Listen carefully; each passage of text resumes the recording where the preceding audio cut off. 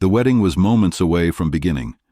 Everything was perfect, the flowers arranged just right, the guests seated in silence, anticipating the moment when the music would swell and a new chapter would begin.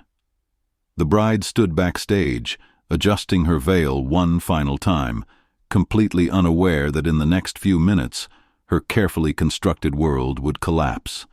But then, from the back of the chapel, a young woman walked in. She wasn't there to celebrate, she wasn't there to watch, she was there to stop everything.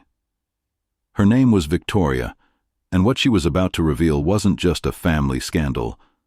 What she was about to unleash was a criminal investigation that would expose years of calculated deception, stolen identities, and manipulation so deliberate, so calculated, that by the time the police arrived with their sirens screaming and their lights flashing through the church windows, everyone in that room understood one thing with absolute certainty. This wasn't a wedding. This was a trap that had been carefully set for years. Before we go any deeper into this incredible story, we'd love to hear from you. Where are you watching from? Drop a comment down below and let us know. We read every single one, and your feedback means the world to us. And if you're new to this channel, please hit that subscribe button right now so you never miss any of our upcoming documentaries. Trust me, you're going to want to stick around for what comes next. So here's the question nobody could answer in those first few moments of chaos. Who was the woman her father was about to marry? Where did she even come from? And most importantly, why did Victoria risk absolutely everything, her family relationships, her reputation, her peace of mind, to stop this wedding in the most public, the most shocking way possible? How did a simple wedding day transform into a full-scale criminal investigation that exposed fraud, identity theft, embezzlement, and a manipulation scheme so complex that federal agents spent months unraveling it? These are the questions that everyone was asking. These were the mysteries that nobody could solve, until the evidence started coming to light. This story actually begins not at the wedding, but months earlier. It begins with a successful real estate developer named Thomas Mitchell.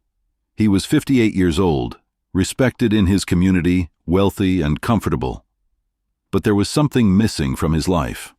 His wife, Grace, had passed away 5 years before this story began. 5 years of mornings alone, 5 years of dinners that were too quiet, 5 years of a bed that felt too big, a house that felt too empty, a life that felt incomplete. Thomas had thrown himself into his work. He built his reputation. He accumulated his wealth. But success, as it turns out, cannot keep you warm on a cold night. That's when he met Monica. She appeared in his life like something out of a dream. She was elegant, poised, and refreshingly different from the other women he'd encountered. She listened when he talked. She laughed at his jokes. She seemed genuinely interested in who he was and what he'd built. She introduced herself as a luxury event planner, successful in her own right, independent, and not looking for anything except genuine connection. To Thomas, she seemed too good to be true, and honestly, his friends told him the same thing. But Thomas was lonely. Thomas was 60, and he didn't want to spend the rest of his life alone. So he chose to ignore the small voice of warning in his mind. He chose to believe that maybe, just maybe, he'd gotten lucky. But there was someone else in Thomas's life who noticed things differently, someone whose instincts were sharper, whose suspicions emerged earlier than anyone else's. That person was Victoria, his daughter. Victoria was 27 years old. She was close to her father, but more importantly, she was incredibly close to her mother's memory. She had been there when her mother passed. She had held her father through the darkest days of grief. In some ways, Victoria had become her father's emotional anchor, his reminder of better days, his connection to the woman he'd loved so deeply. When her father introduced Victoria to Monica at a dinner 3 months before the wedding, something in Victoria's gut told her something was wrong. It wasn't anything obvious. Monica said all the right things. She wore the right clothes. She had the right job, the right background, the right resume. But in that first conversation, Victoria noticed something else. She noticed Monica's eyes. She noticed how Monica never actually made eye contact with Thomas when she was speaking. She noticed how Monica's smile changed, depending on who was watching. She noticed how when Thomas got up to use the bathroom, Monica's entire demeanor shifted. Her shoulders relaxed. Her expression hardened. For just a few seconds, before she caught herself and pulled the mask back on, Victoria saw something different. She saw someone calculating, someone working, someone performing. Over the next 2 months, Victoria paid attention. She watched Monica during family dinners. She listened to her stories. She noted the inconsistencies. Monica claimed she was planning events across the country, yet Victoria noticed that Monica's phone never rang. Monica spoke about her successful business, yet Victoria never saw her checking emails or responding to clients. Monica mentioned trips she'd taken, events she'd coordinated, but when Victoria tried to verify these stories through mutual acquaintances, the stories fell apart. The events didn't exist. The clients didn't remember her. The trips weren't logged anywhere. More alarming, Victoria began noticing how Monica's questions about Thomas's business were never casual. They were specific. They targeted information about his company's finances, his employees, his business partners, his account information, and his holdings.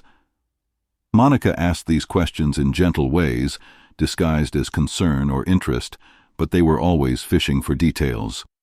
Victoria started keeping notes. She started paying attention to dates and times. She watched as Monica encouraged Thomas to introduce her to his business associates, his accountants, his lawyers. She watched as Monica suggested that Thomas might want to consolidate his finances or discuss estate planning before the wedding. She watched as Monica asked to meet with Thomas's longtime accountant, Daniel Forbes, repeatedly, claiming she wanted to understand Thomas's financial situation so she could plan their future together properly. Then came the moment that changed everything. Victoria was at her father's house, and she needed to print something from the office. She noticed Monica's laptop was open on the desk. Victoria shouldn't have looked. She knew it was wrong, but something compelled her. She opened the screen, and what she found made her blood run cold. Email drafts, dozens of them. And they weren't from Monica. They were written to Monica, from an email account she didn't recognize. The emails discussed transfer dates, account numbers, access codes, and something called Operation Transition. They discussed how the ceremony is the final step, and once the documents are signed, we begin Phase 2. Victoria's hands were shaking. She took a screenshot, then another. Then she did something that might have been illegal, might have been wrong, but that she felt was necessary. She contacted a friend who worked in cybersecurity, and together, they dug deeper. What they uncovered over the next week was almost too much to comprehend. Monica wasn't even her real name. Her actual name was Stephanie Russo, and she had a history that included connections to a fraud network that had been operating for nearly a decade. Victoria learned that Stephanie Russo had targeted at least 6 wealthy widowers in the past 8 years. 6 men, 6 successful professionals who'd lost their spouses and were vulnerable. The pattern was identical each time. Identify the target, create a false persona, gain their trust, propose marriage. Then, after the wedding, begin systematically transferring assets to offshore accounts. But Stephanie never worked alone. Every operation had a team behind it. In Thomas's case, the team included Daniel Forbes, his own accountant, and another man named Marcus Chen, who posed as an immigration attorney and helped coordinate the financial transfers and documentation. There were others too, people operating behind the scenes, watching, waiting, documenting everything. It was a sophisticated operation. It was professional. It was ruthless. Victoria realized that if she didn't act, if she didn't stop this wedding, her father would lose not just his money, but potentially everything. She would lose her father in a different way, to heartbreak, shame, and betrayal. Victoria made the hardest decision of her life. She decided to stop the wedding. Not by quietly speaking to her father. No, because Victoria knew that Stephanie had manipulated her father so completely, had woven such an intricate web of lies and false affection that he would never believe her if she just told him. She knew he would demand proof. He would be defensive. He would accuse her of being jealous or threatened. Instead, Victoria gathered all of her evidence: the emails, the financial records, the background checks, the connections to the fraud network, and she decided to expose it all during the wedding ceremony itself. It was a desperate move. It was a public humiliation. It was the nuclear option.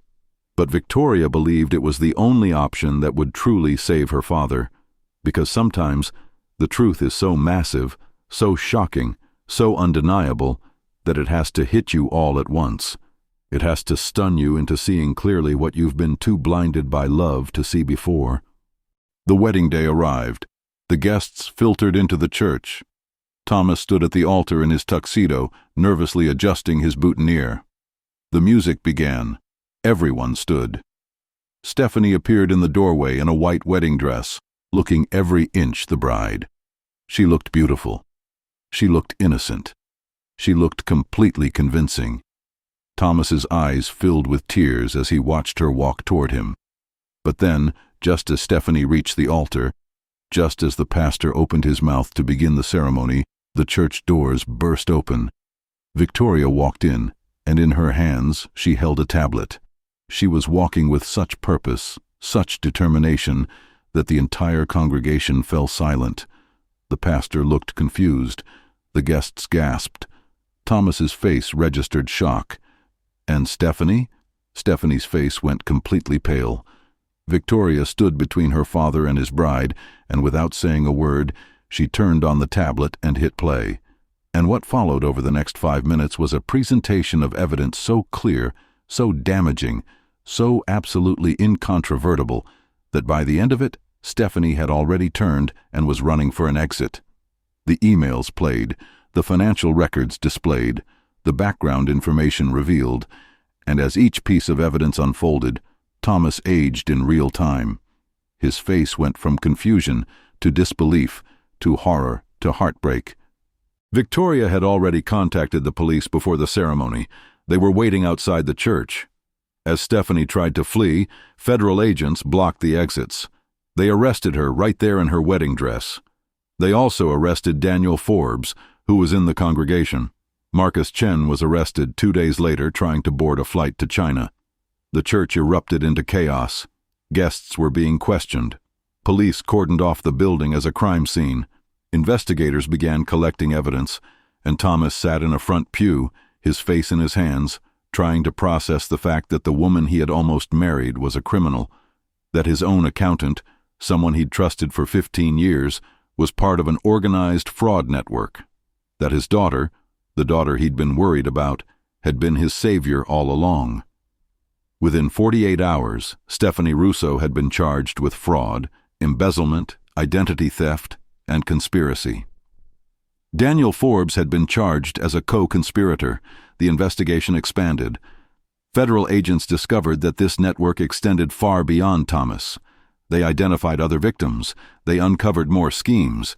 This wasn't just a single case of romantic fraud. This was a coordinated criminal enterprise. As authorities dug deeper, they discovered just how calculated everything had been. Stephanie's entire identity was fake. Her background was fabricated. Her job didn't exist. Her credentials were forged. But more than that, investigators found evidence that suggested there was someone higher up in the organization, someone orchestrating these operations, someone who was directing Stephanie and the others like puppets on strings. The investigation led to a man named Vincent Moretti, a known associate of organized crime, operating out of New Jersey. Moretti had created what he called a romantic investment scheme. He targeted wealthy men through social media, through online dating sites, through various digital channels. He researched their finances, their vulnerabilities, their emotional weaknesses. Then he selected the perfect con artists from his network to match with them. Stephanie Russo had been one of his most successful operatives. Over 8 years, she had targeted 12 separate men. 12. She had attempted to marry at least 8 of them. Of those 8, she had successfully married 3. Combined with her partners, she and the network had stolen nearly $4 million. But more than the money, they had stolen time, trust, and hope from people who simply wanted to be loved. What happened next revealed Victoria's true character. Rather than stepping back, rather than feeling satisfied that she'd saved her father and exposed the criminals, Victoria became an advocate. She worked with federal investigators.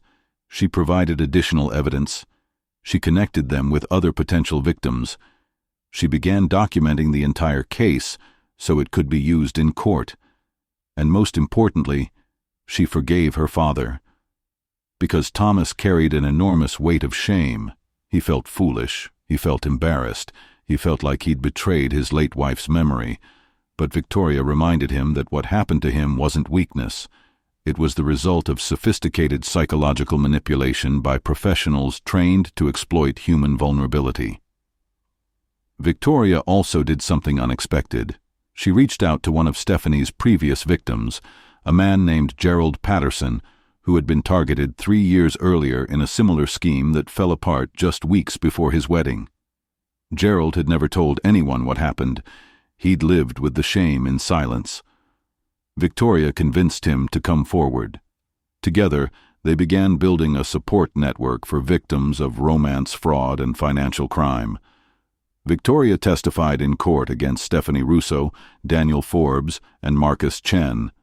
She testified with calm clarity, walking the jury through the evidence, explaining how each piece fit together to form a comprehensive picture of fraud and manipulation. Stephanie Russo was convicted on 7 counts of fraud and conspiracy. She received 9 years in federal prison. Daniel Forbes received 5 years. Marcus Chen received 6 years and was ordered to pay restitution to his victims. Vincent Moretti was arrested 6 months later in a separate operation. He was eventually convicted and sentenced to 15 years in federal prison. But here's where the story takes on a different meaning. On the day Stephanie was sentenced, she finally admitted the truth. She admitted that she'd been recruited into this life when she was desperate, when she was broke, when she was vulnerable. She admitted that Moretti had groomed her, had trained her, had forced her into this life through a combination of financial desperation and psychological manipulation. She admitted that she had started with lower-stakes operations and had been gradually moved into more serious cons. She admitted that what she'd done to Thomas and the other men had profoundly damaged her own ability to feel genuine human connection. She admitted that she was, in many ways, also a victim of the system that created her. Her admission didn't excuse her actions, but it did provide context. It did open people's eyes to the reality that organized fraud networks don't just happen. They're built. They're cultivated. They exploit human weakness on both sides of the crime. After the trials concluded, Thomas Mitchell made a decision that surprised many people. He stepped back from his real estate business. He sold his company to his management team and used the proceeds to establish the Mitchell Foundation for Fraud Victim Recovery. The foundation provides financial assistance, legal aid, and psychological counseling to people who have been victims of financial crime, romance fraud, and organized scams. Thomas also became a public speaker. He began appearing at conferences, at universities, at community centers, sharing his story. He talked about what it felt like to be manipulated. He talked about the shame, the embarrassment, the feeling of stupidity that came afterward. He talked about how important it is for victims to understand that they were targeted by professionals, that their vulnerability wasn't weakness, it was humanity. Victoria, meanwhile, expanded her work. She founded the Trust Again initiative, an organization dedicated to helping victims of romance fraud rebuild their lives and their ability to trust others. She conducted workshops. She trained law enforcement officers about the psychology of romance fraud. She connected victims with support networks and resources. And most importantly, she helped other daughters, other sons, other family members recognize the warning signs of financial manipulation so they could intervene before it was too late. Now, as we reach the end of this story, I want you to think about something. Victoria made a decision to publicly humiliate her father in order to save him. It was a desperate measure taken by someone who felt she had no other options. And it worked. Her father's eyes were opened. The criminal network was exposed. Victims were protected. But was it the right approach? What would you have done in Victoria's position? Would you have found a more private way to tell your father? Would you have gone directly to the police and let them handle it? Or would you have done exactly what Victoria did? And here's another question. Do you think Thomas handled his crisis with wisdom? He could have retreated into shame. He could have blamed others. He could have spent years feeling victimized. Instead, he transformed his pain into purpose.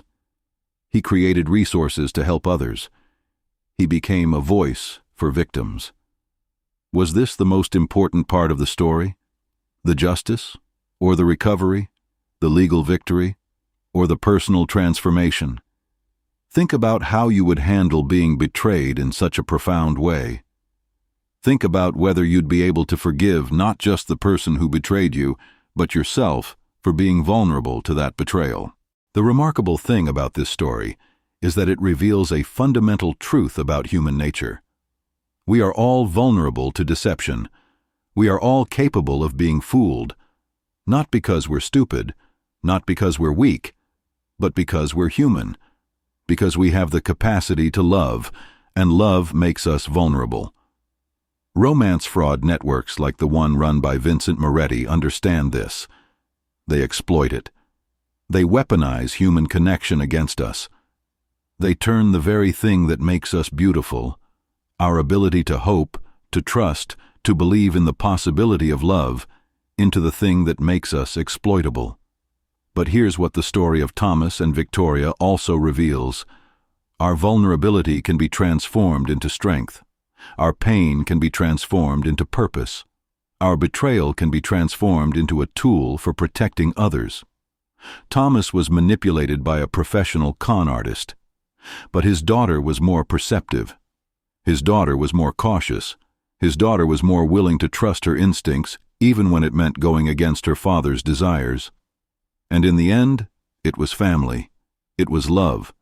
It was the deep bond between a father and daughter that broke through years of elaborate lies and manipulation. That's the real victory in this story, not the convictions, not the sentencing, not the legal victory. The victory is that love defeated calculated deception. The victory is that family remained intact. The victory is that the truth, however shocking and however painful, ultimately set them free. So here's what I want to know from you. If you were in Victoria's shoes, if you suspected your parent was being manipulated by someone they loved, what would you do? Would you have the courage to be the voice of truth? Or would you stay silent to protect their feelings? And if you were Thomas, if you discovered you'd been so completely deceived by someone you trusted, how would you move forward? Would you close yourself off from love? Or would you, like Thomas, recognize that the problem wasn't love itself, but the predators who exploit it? Leave your thoughts in the comments below. Tell us where you're watching from. Tell us what you think about this story. Tell us what you would have done. We genuinely read every single comment, and your perspectives matter to us. If this story resonated with you, if it moved you, if it made you think about the importance of trusting your instincts and the people you love, please hit that like button. Share this video with someone you care about. Send it to that family member who tends to be trusting, who might benefit from understanding that predators exist. And most importantly, subscribe to this channel right now, because we have more stories coming. Stories about people who've overcome betrayal. Stories about justice being served. Stories about human resilience. You do not want to miss what's coming next. Thank you for watching. Thank you for caring about real stories with real consequences. I'll see you in the next one.